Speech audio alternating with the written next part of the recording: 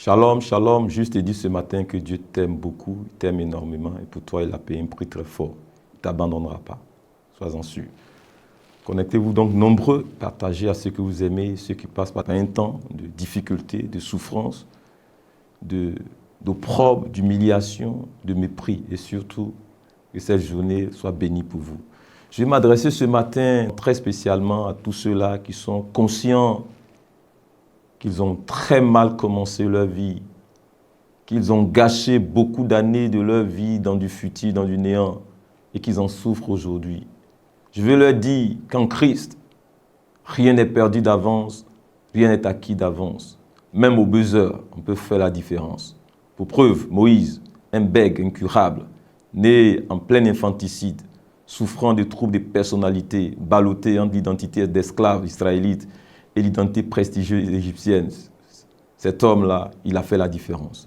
David, un mamzer, c'est-à-dire un bâtard, largué derrière les animaux, il a fait aussi la différence. Jacques, frère de Jésus, leader de l'église primitive, il faisait partie de ceux-là qui traitaient Jésus-Christ de celui qui voulait se faire voir, mais il a fait la différence. Pierre, un pécheur perdu en terre de Palestine, plus tard appelé colonne en tant qu'apôtre, il a aussi donc fait la différence. Paul, persécuteur, tueur des chrétiens, receleur des habits des martyrs tels qu'Étienne, pharisien borné et radicalisé, devenu apôtre de Jésus-Christ, ayant écrit les 3 quarts des épîtres. Vous voyez, il a fait la différence. Je voudrais également commencer par poser une question à tous ceux qui m'écoutent ce matin. Quel est le plus beau jour de ta vie? Je sais que quelqu'un me dira le jour de ma naissance, ma date anniversaire, d'autres me diront le jour de mon mariage, le jour de ma rencontre avec mon époux, mon épouse, le jour de la cérémonie de remise des diplômes, le jour où j'ai fait mon premier fils, j'ai eu ma première fille. Mais laissez-moi ne pas vous choquer et vous dire qu'il y a des événements dans la vie de certaines personnes qui ne peuvent se produire sans l'intervention, sans la rencontre avec une personne décisive et irremplaçable. Je vais parler de notre Seigneur Jésus-Christ. C'est sa rencontre qui enclenche toutes les autres et déclenche tous les autres événements de bonheur et de gloire dans notre vie. La rencontre racine, c'est celle avec Christ, pour laquelle Satan déploiera tout son armada, mais qu'il ne pourra pas empêcher lorsque nous sommes aimés de Dieu et lorsque nous soupirons après la rencontre avec notre Seigneur. Malgré l'armada de Satan sur place, Dieu fera ce qu'il a à faire de ta vie. Ce matin, mon intervention va concerner une des 3 femmes nommées Marie que nous connaissons dans la Bible, précisément dans le Nouveau Testament. Marie, mère de Jésus, c'est pas elle. Marie, sœur de Marthe et Lazare, c'est pas elle. Marie de Magdala, oui, c'est bien elle. Une rencontre historique, elle a expérimenté cela. Le texte nous dit ceci dans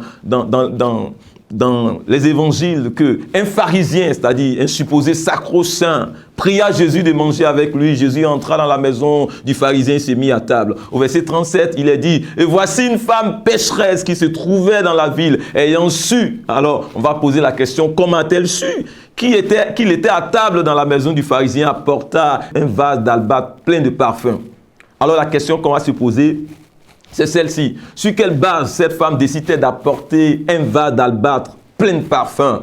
Pourquoi le fait-elle? Qu'est-ce qui l'a motivé à agir ainsi, vous qui m'écoutez ce matin? Voyez qu'au sein de toute sa vie de débauche, de gadou, de sa vie ordurière, elle a discerné en Christ un homme saint, un saint homme venu de Dieu. Car c'était la coutume en Israël d'aller vers un prophète avec un présent significatif.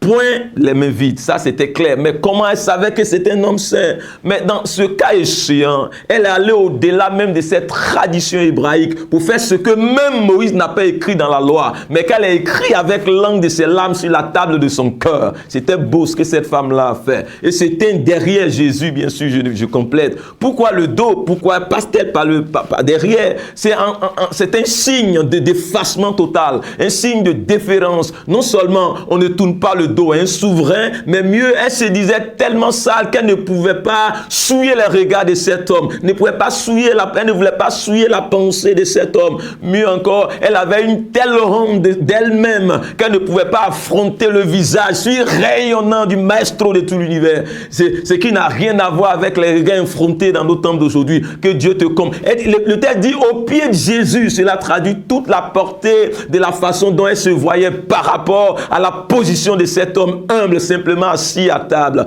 s'il y avait un endroit plus bas que la terre, que les pieds de Jésus, elle s'y serait mise. Elle se sentait tellement indigne, elle pleurait. Le texte le dit. On pourrait se demander pourquoi pleurait-elle? Qu'est-ce qui la faisait pleurer? Voici quelques réponses possibles. Elle a réalisé son état moral, sa vie morale, sa puanteur par rapport à la sainteté indescriptible de celui-là qui est en face d'elle. Je vais parler de Jésus. Elle se demandait comment est-ce possible que Dieu incarné lui donne la possibilité de s'approcher de lui. Elle qui est une poubelle morale, un tas d'ordures à la portée de quiconque. Mais comment est-ce possible? Mais comment? Soit il ne s'agit pas de Dieu, soit c'est bien lui. Dans ce cas-là, c'est qu'il m'aime d'un amour incroyable. C'est que Dieu m'aime d'un amour qu'on ne peut pas décrire, que je n'ai jamais expérimenté. Et laissez-moi vous dire que c'est le cas, c'est ton cas, toi qui m'écoutes. Elle réalise donc l'immensité de la profondeur de l'amour de Dieu pour elle. Un amour qu'elle n'arrive pas à décrire et qu'elle traduit par les larmes,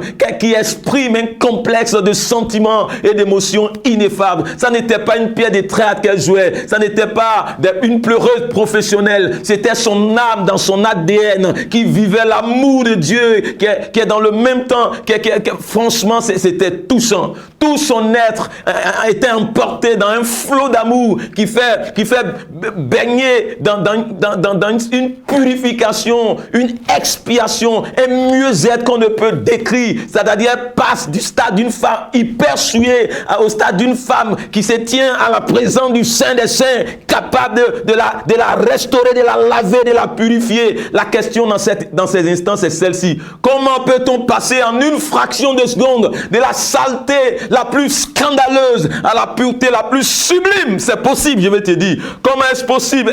Est-ce la réalité? Ça n'est pas possible, se dit-elle. Et pourtant, elle le vit. Elle sait qu'elle vit quelque chose. Elle sait qu'elle est avec le meilleur qu'elle puisse rencontrer dans sa vie. Vous imaginez ce que le brigand à la croix a pu ressentir quand le Seigneur lui a dit, lui, le brigand, il n'y a pas plus d'une heure. Aujourd'hui même, tu seras au paradis avec moi. C'est quelque chose d'inouï qu'elle n'avait jamais vécu auparavant. Voyez, tout ce qu'elle avait connu jusqu'ici n'ont fait que profiter de son corps. Ils n'ont fait que saper sa dignité de femme. Maintenant, la nuit, ils viennent à elle, le jour, ils feignent de ne pas la connaître. Franchement, il se rit d'elle, il l'insulte. Ou même, il ne prête même pas attention à sa personne. Seul son corps les intéressait. Mais là, elle voit un homme tout différent. Jamais nul dans tous ces hommes n'est allé à elle à cause de ce qu'elle était une personne humaine. On a fait d'elle un objet sexuel, un objet de plaisir. Elle a été avilie. Elle a été faite, franchement, la pire des formes de vanité. Jamais personne n'a allé vers elle pour lui proposer un projet de société qui pourrait changer positivement son histoire. Aucun amant, laissez-moi vous dire, n'entretient son amante pour qu'elle puisse s'affranchir un jour du joug de cette vie. Aucune de ces personnes n'a songé à sortir cette femme de son état. Tout le monde profitait d'elle. Mais laissez-moi vous dire que Jésus vient vers toi qui m'entend avec un projet de société transtemporelle qui sublime, qui transcendra ton époque, qui commence avec toi maintenant et ça va s'achever dans la félicité éternelle à venir. Pour ne pas dire que à jamais. Jamais personne n'a témoigné à cette femme une telle marque d'estime, d'attention, de considération. Franchement, mais là, voici qu'un saint homme l'accepte à sa table. Sans rendez-vous de 6 mois comme nos bishops actuels. Il lui accorde une rencontre sans audience malgré toute son odeur fétide et fécaloïde de prostituée qu'elle dégageait. Comment peut-il dans sa sainteté accepter, supporter une telle puanteur sans la rejeter? Mais c'est là toute la magnificence, la splendeur de notre Seigneur Jésus-Christ. Comment est-ce possible? Oui, c'est possible avec lui. Comment accepte-t-il qu'elle puisse l'approcher? C'est possible. Le texte continue en disant, et bientôt, elle lui mouilla les pieds de ses larmes, puis les essuya avec ses cheveux et les baisa et les oignit de parfums. Voyez, cette femme prostituée, connue, était prête à se rendre le plus vil possible pour que le Seigneur fasse d'elle ce qu'il veut. Pour que le Seigneur fasse d'elle une serpillère, un marchepied. son corps, sa personne, ce qu'elle avait de plus précieux, son âme, tout cela, elle a livré au Seigneur. Elle était disposée à livrer tout son être au Seigneur pour qu'il en fasse ce qu'il voudra, peu importe le plus que ça pourrait lui coûter. C'était une dédicace totale, une consécration absolue. Je te le souhaite ce matin. Elle a répandu sur Christ, au-delà du parfum d'albâtre, un parfum d'adoration de tout son être, dans ce qu'elle avait de plus précieux. Et plus tard, elle a donné à Christ sa vie, s'est entièrement mise à son service jusqu'à son ascension. Les Écritures relatent qu'elle a été la première à constater que le Seigneur est sorti du tombeau, malgré les casques bleus qui étaient là en son temps, malgré tout le dispositif qui était en place. C'est cette femme-là qui a été la première à baigner dans l'onction la plus fraîche. Je te souhaite cela ce matin. Elle a même dit aux apôtres qui étaient avec Jésus, qui ont marché avec lui, ils n'ont pas cru, mais elle a cru. Je vais te dire que tu peux très mal commencer, mais tu peux bien finir. Tu peux commencer dans la boue et finir au palais. Tu peux commencer dans la petitesse et finir dans l'altère. Tu peux commencer par la prison et finir au palais. Tu peux commencer n'importe où Satan t'aura enchaîné, mais l'onction de Dieu vient pour briser le joug. Ce matin, je déclare que tu sors de la position dans laquelle Satan t'a mis, les démons t'ont mis, la société t'a mis, la sorcellerie t'a mis, pour embrasser la carrière de gloire pour laquelle Dieu t'appelle. Tu as mal commencé, mais je déclare au nom de Jésus que tu finiras bien. Shalom, très agréable journée à toi. Sache que Christ t'aime.